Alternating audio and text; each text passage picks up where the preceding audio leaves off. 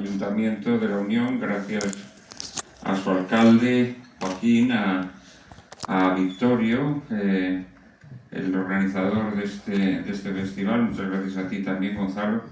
Ha sido un placer reencontrarte después de tantos años. Nos habíamos conocido cuando ambos éramos mozos y la verdad es que ha sido para mí una gran alegría venir aquí, recibir este premio y conocer la Unión, efectivamente, que yo la conocía bien porque mi padre es muy aficionado al cante hondo. Entonces él siempre me había hablado de este festival e incluso yo cuando era niño me acuerdo que él estaba siempre muy atento a ver quién lo ganaba, los nuevos talentos del flamenco que venían aquí y demás, ¿no? De manera que estoy muy contento de estar aquí con todos ustedes y es para mí un honor poder compartir con ustedes esta tarde. Yo creo que tarde todavía, esto de noche, exageración, ¿no? Bueno, exageración. Me parece que te has hecho finlandés, ¿no? Es la sangre. Todavía queda mucho día, Bueno, pues ya le hemos invitado para que venga al festival, porque nunca ha venido. Ya, tu padre no sé si podrá ser, pero sería un gran homenaje si pudiera traerlo, pero que venga a verlo. Es curioso, él lo ha dicho, que cuando Victorio me dijo, y el alcalde hace ya meses, que si yo me atrevía, porque hay que atreverse a ponerse con Juan Manuel, a presentarlo, la verdad es que me emocioné muchísimo, porque como le he dicho, Juan Manuel y yo nos conocimos hace 25 años. Era el año 2000, septiembre del 2000, él vino a Cartagena a una primera semana de novela histórica y yo, que entonces era mi novia, pues estuvimos con él varios días y de hecho incluso hicimos tanta amistad que nosotros, que nos casábamos 3 meses después, lo invitamos a la boda. Iba a venir, al final no pudo ser, pero y no nos hemos vuelto a ver en 25 años, la verdad. Y entonces ha sido una bendición el poder encontrarlo y la verdad es que desde el primer encuentro que hemos tenido esta mañana ha sido inmediato. Yo supongo que te habrá pasado otras veces que ves a gente que no has visto en tu vida más que una vez y enseguida por lo menos me ha hecho sentir, como bien ha dicho Victorio, muy cercano, ¿no? Y te lo agradezco de corazón. Un gusto volverte a ver. Te lo agradezco mucho. Y entrando ya en el libro, ¿no? El libro de Mil ojos esconden la noche. La verdad es que, bueno, yo me lo he leído prácticamente en una semana por las noches, porque además no sabía si iba a llegar, porque son 800 páginas la primera parte. La segunda parte ya confieso que me la he dejado para leerla este verano, se lo he dicho esta mañana, con más calma, por lo cual tengo todavía la intríngulis de lo que puede pasar. Pero sí simplemente comentar, y ahora él dirá lo que quiera, que en principio, pues a mí me ha descubierto un mundo increíble, porque me ha descubierto toda una faceta de gente que yo desconocía, que eran los artistas republicanos que se fueron a Francia, huyendo después del final de la República, y van en el año 40-41, y entonces hay toda una caterva de gente que para mí lo que me da a entender es que hay muchas actuaciones que puedes pensar desde el punto de vista moral que son buenas o son malas, pero yo creo que lo que hacen es sobrevivir y cada uno hace lo que puede, ¿no? Lo primero que quería preguntarte, ¿por qué esa fascinación tuya por esa época? O sea, por esa época de los años 40 en París, ¿por qué París? ¿Por qué esa gente? ¿Tú ya tenías ese...? Bueno, es complejo, no te diré que es una fascinación especial. Vamos a ver, los años de la ocupación alemana en Francia y más concretamente en París, pues es una coyuntura histórica muy interesante. Es un mundo que creemos que lo conocemos porque lo hemos visto mucho en las películas, ¿no? Estas películas de nazis que son siempre tan peliculeras en el peor sentido de la palabra y tan ridículas, porque todo es un poco de trazo grueso y todo muy burdo, ¿no? Entonces es una época que es muy atractiva desde el punto de vista literario y mucho menos conocida de lo que nos pensamos, porque como digo, pues la mayor parte de las cosas que nos han contado o que creemos saber, pues participan mucho del tópico, de la mitificación, etcétera, etcétera, ¿no? Yo esta novela la decidí escribir porque antes que esta novela escribí una biografía de una escritora catalana que es un un personaje que me ha perseguido toda mi vida, Ana María Martínez Sagi. Ana María Martínez Sagi. Esta es una escritora a la que yo llegué a conocer en los años 90, que vivía en el más absoluto anonimato, vivía apartada del mundo. Era una mujer que había sido muy célebre en su juventud y que luego en la guerra pues está como corresponsal de guerra en el frente de Aragón, se exilia y cuando vuelve del exilio pues decide vivir un poco en un discreto anonimato, ¿no? Se va a vivir a un pueblo de Barcelona. Entonces, yo descubro la figura de esta mujer cuando era joven, antes de conocerte a ti, en los años 90. De hecho, nos conocimos cuando viniste a presentar ese Las libro, esquinas del Las esquinas del aire. aire. Es un libro que cuento sobre esta mujer, efectivamente. Entonces esta mujer accedió a verse conmigo, ya era nonagenaria. Yo la entrevisto durante varios días, me cuenta su vida y con ese relato, ahora la palabra relato ya saben ustedes que tiene una connotación, cuando dicen la palabra relato ya tienes que echar mano a la pistola, ¿no? Porque sabes que te están tratando de engañar, ¿no? Y bueno, pues esta mujer me contó su vida y con ese relato yo publiqué este libro al que hacemos ahora alusión, que se titula Las esquinas del aire.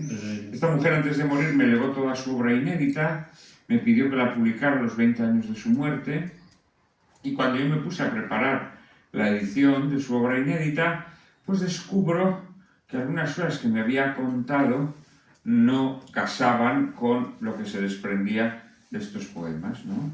Ella, por ejemplo, me había contado que había cruzado la frontera cuando se exilia por un punto concreto, por Cerver y por Bou, que es un paso de los Pirineos. Sin embargo, pues tenía un poema, uno de sus poemas inéditos, pues contaba el momento en el que había cruzado la frontera y estaba datado en Agullana, al lado de la Junquera, ¿no? Que es otro paso distinto y bastante alejado. Esto me resultó llamativo. Dije, ¿por qué esta mujer me contó una cosa que luego en este poema parece que no es cierta? Es evidente que una persona se puede olvidar de muchas cosas en la vida, pero no te olvidas del lugar por el que has cruzado la frontera, ¿no? Y el lugar, el último lugar que pisas de territorio español en 40 años, ¿no? Porque ella vuelve en los años 70 a España, ¿no? Entonces esto me provocó tal curiosidad que decidí reconstruir toda su vida, ahora ya no haciendo caso de sus relatos, sino a través de la pesquisa, de la investigación en archivos. Tratar de reconstruir su vida a través de los vestigios que hubiera dejado en archivos, bueno, también en hemerotecas, porque ya, como dije, en los años 30 había sido célebre, etcétera, etcétera, ¿no? Entonces me lancé a una investigación completamente loca que me llevó por todo el mundo. Esta mujer había estado exiliada en Francia, pero también había pasado por Suiza, había también vivido en los Estados Unidos. Total que recorrí el mundo entero, visité más de 80 archivos públicos y privados en todo el mundo y reconstruí su vida, creo que de forma bastante fidedigna, no definitiva, pero bastante fidedigna. Publiqué un libro, escribí un libro que presenté como tesis doctoral, sí, y que lo publiqué hace, no tanto, hace 3 años ahora en octubre, 2 años y medio. 2 años y medio. Un libro todavía más largo que este, es un libro de 1700 páginas, y además en formato grande. Entonces esta mujer, durante los años de la Segunda Guerra Mundial, vivió en París y para reconstruir esos años pues acudí a los archivos de París, encontré documentación muy jugosa, y en especial en el archivo de la policía de París, en el archivo de la prefectura de policía, pues encontré datos inesperados, muy valiosos para mi investigación. Entonces, estando allí, dije, pues a lo mejor podría haber otros archivos y otros personajes, otros españoles que vivieron aquí durante estos años de la Segunda Guerra Mundial, y empecé a pedir expedientes de otros personajes, y bueno, había alguno que no tenía expediente, pero la inmensa mayoría sí. Entonces me tropecé con un material ahí, reuní un material muy interesante. Eso es curioso, Manuel. ¿Por qué tenían expediente si no habían hecho nada? ¿Tenían un expediente de la policía? Algunos sí habían hecho cosas, pero en su inmensa mayoría no. Bueno, la realidad es que la policía francesa era una policía muy,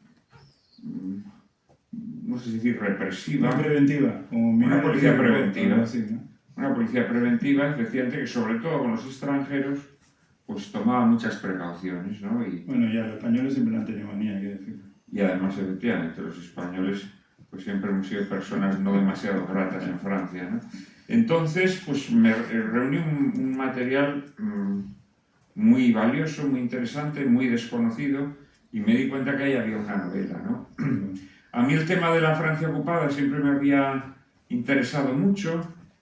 Yo ya había escrito hace ya, pues pronto hará 20 años, una novela que se titula El séptimo velo, que está ambientada precisamente en Francia, no toda ella, pero en gran parte en Francia durante los años de la ocupación alemana.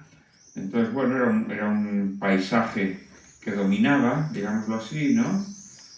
Y algunos de los personajes que vivieron en París durante estos años eran personajes que yo también conocía muy bien, porque habían aparecido en una novela mía, en mi primera novela, Las máscaras del héroe, personajes como César González Ruano, personajes como, por ejemplo, Pepito Zamora.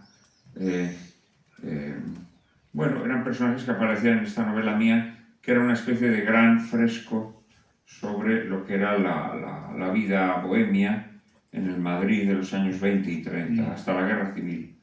Entonces, cuando empiezo a juntar documentación sobre estos personajes, me doy cuenta que de alguna manera toda esta colonia de artistas y escritores que vivían en París, pues también formaban, bueno, un grupo muy atractivo que podía dar lugar a una novela coral en la línea de Las máscaras del héroe.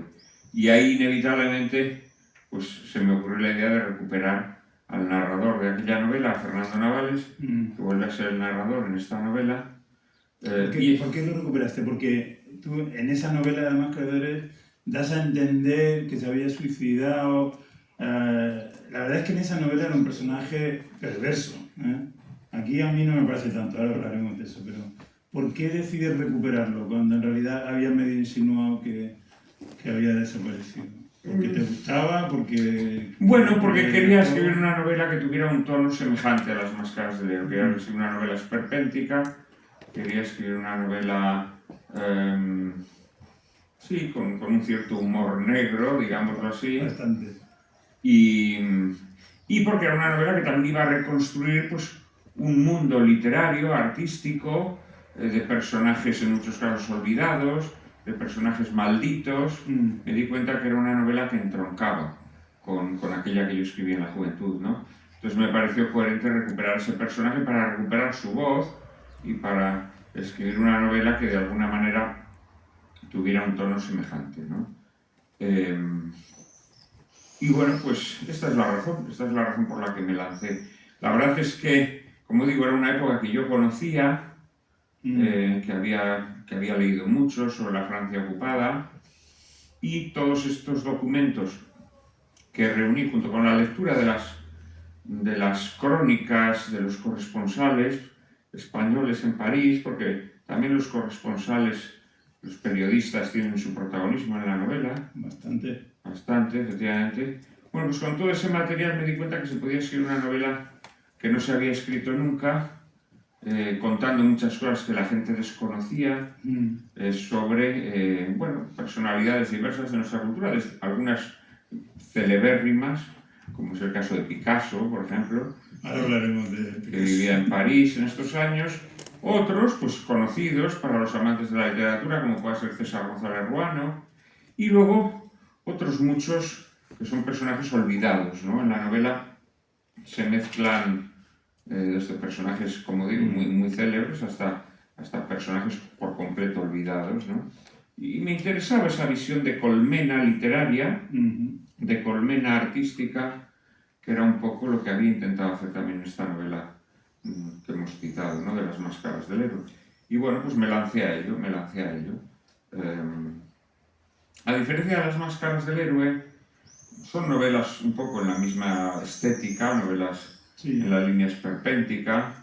Esta la diferencia que tiene fundamental con las máscaras del héroe es que mientras en las máscaras del héroe aparecían muchos personajes que simplemente pues, tenían una aparición estelar, desaparecían, no tenían mayor importancia en la trama, en esta novela quise que los personajes tuvieran una presencia a lo largo de toda la novela y que cada uno de ellos tuviera su pequeña historia, ¿no? Sí. Entonces, a lo largo de los 2 volúmenes de la novela, pues se nos va contando la vida de estos personajes en París durante los 4 años de la ocupación alemana. Sin ánimo de destripar nada, simplemente comento para los que estáis escuchando, para que no os perdáis del todo, que la novela en torno a este personaje que habla Fernando Navales, que es un escritor que no ha llegado a triunfar, que tiene un peso importante en Falange aquí en España, pero en la parte más turbia Falange quizás no se la reconocen y entonces se va a Francia.